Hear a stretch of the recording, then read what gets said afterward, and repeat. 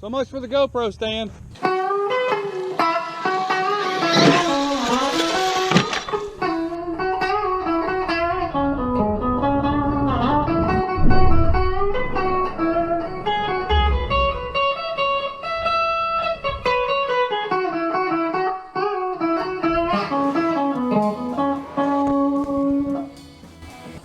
Killed my GoPro. All right, where to begin? I guess this is my latest acquirement.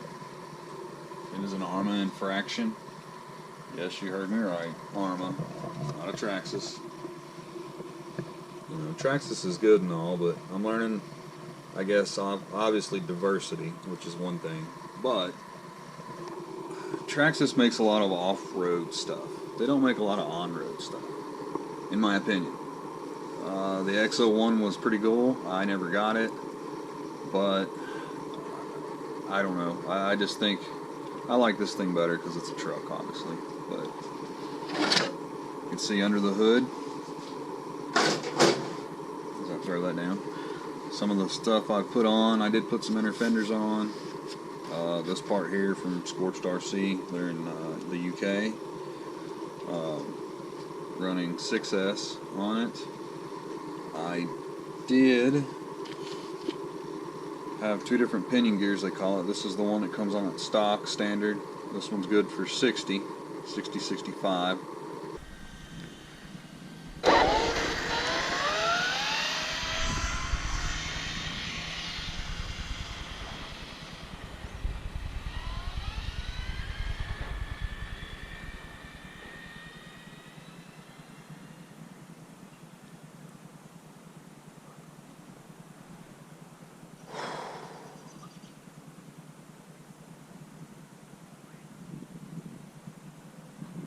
I'm so nervous.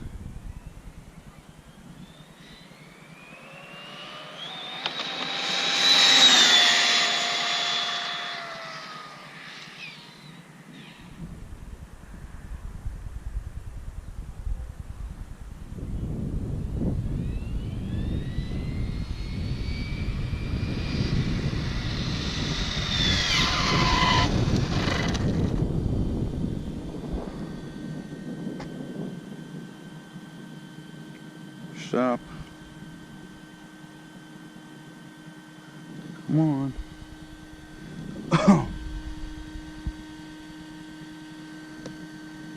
Well, we've lost communication.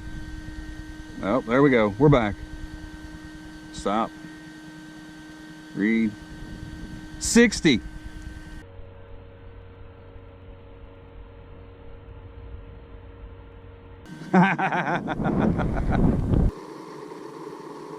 And then on this one, the 60-65 was a pretty good trip. I did it on the old tires. Oops, the old tires right here. So you can tell they got a little bit of wear on them. Oh, stop scanning. Oh, it's freaking out. Freaking out, man. Freaking out. Oh, you are freaking out. Alright. So these tires here got a little wear on them, as you can tell.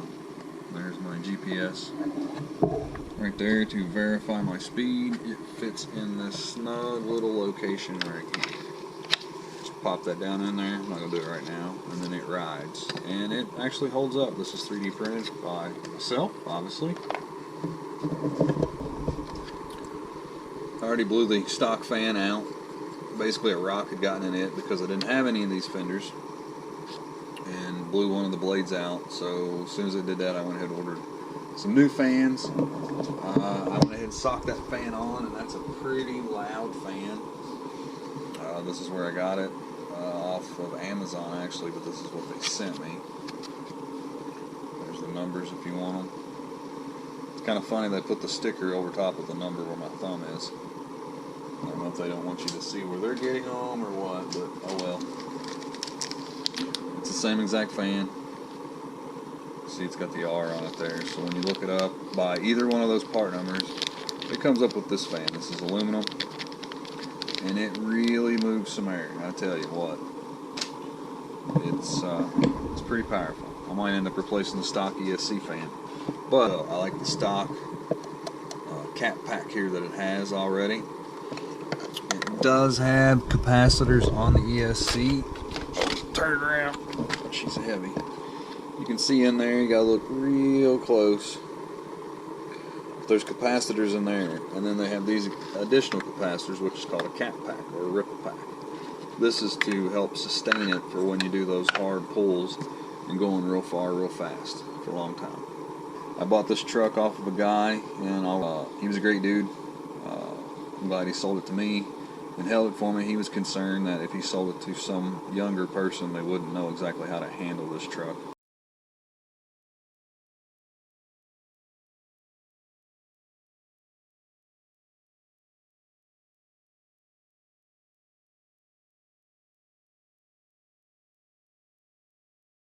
And I don't disagree.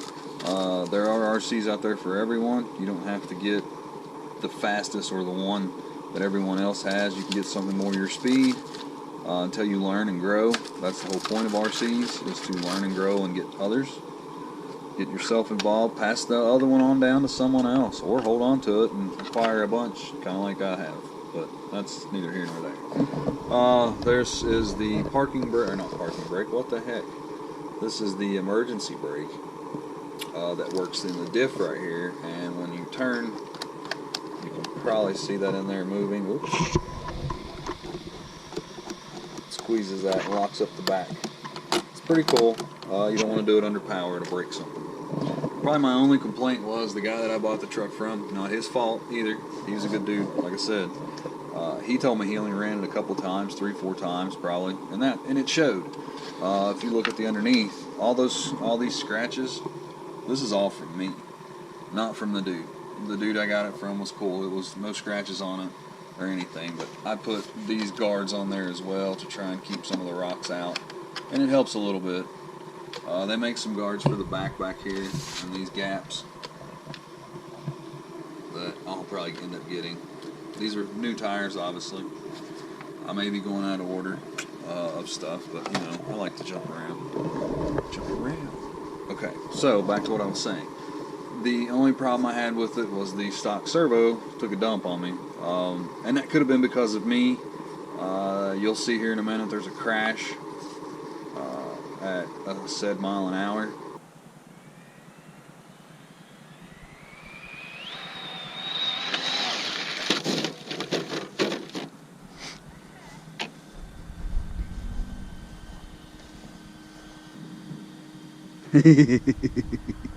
A wreck at 53. That's funny. And it could have taken the servo out. I don't know.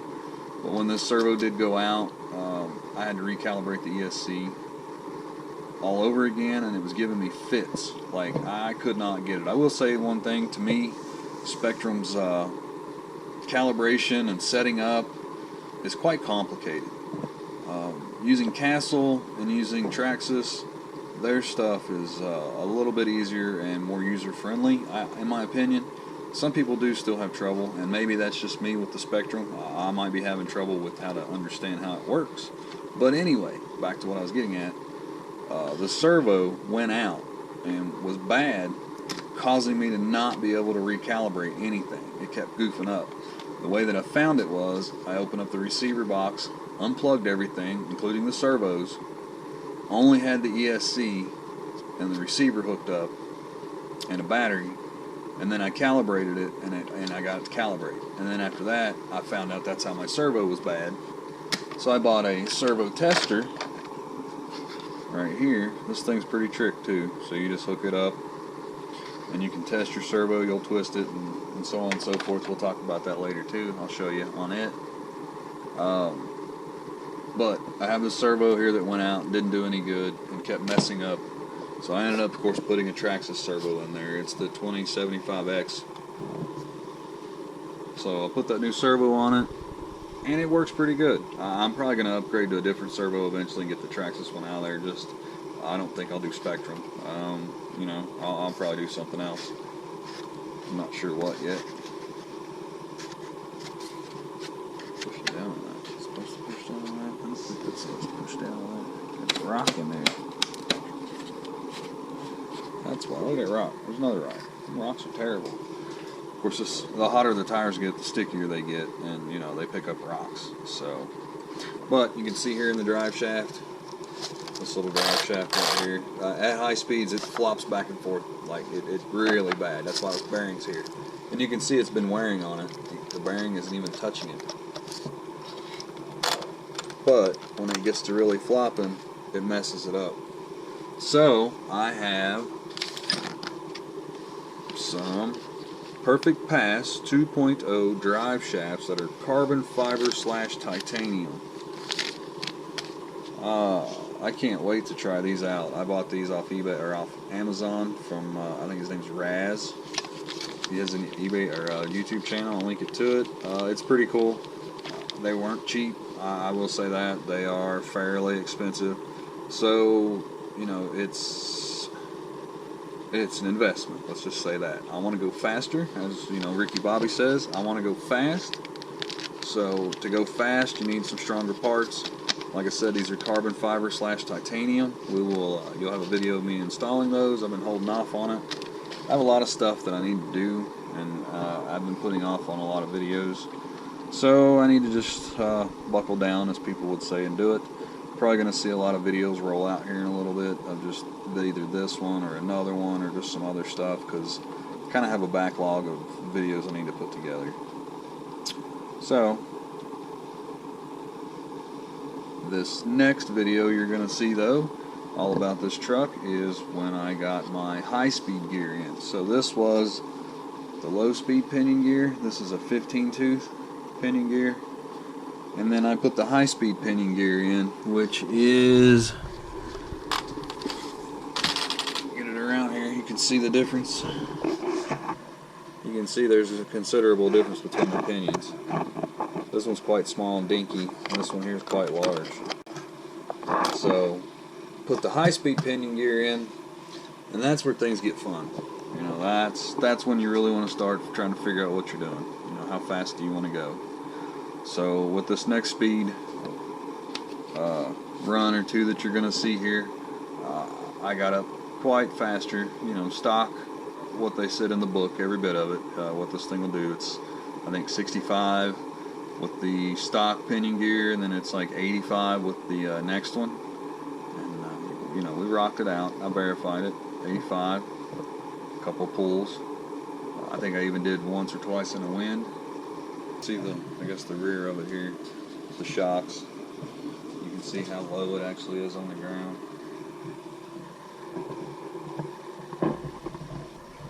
So like I said, the next one you're going to see is the 80-85 run.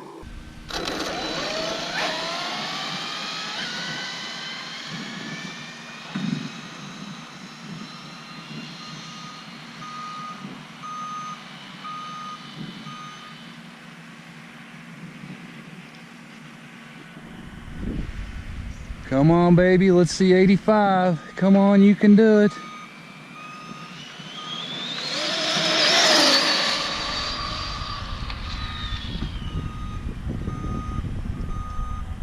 No! Shit.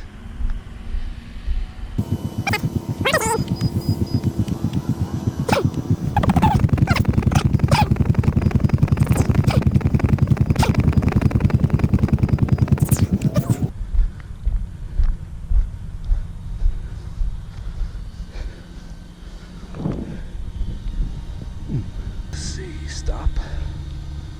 Read. Hey, there's 85. 85. That's pretty dang good. But it's still not fast enough. There's guys getting ridiculous speeds out here on with these things, and you know, I can't stay stock. You know that. That's just not work. But on a good news, we do have this little bad boy here that'll tell us how fast we've been going, and I have lots of trucks. I've always wondered, how fast do you go? And that's going to be the next few things I'll probably be doing over the summer. I may not get to a whole lot of stuff. Started back to work and got a few projects going on, and you know, farm life and so on and so forth.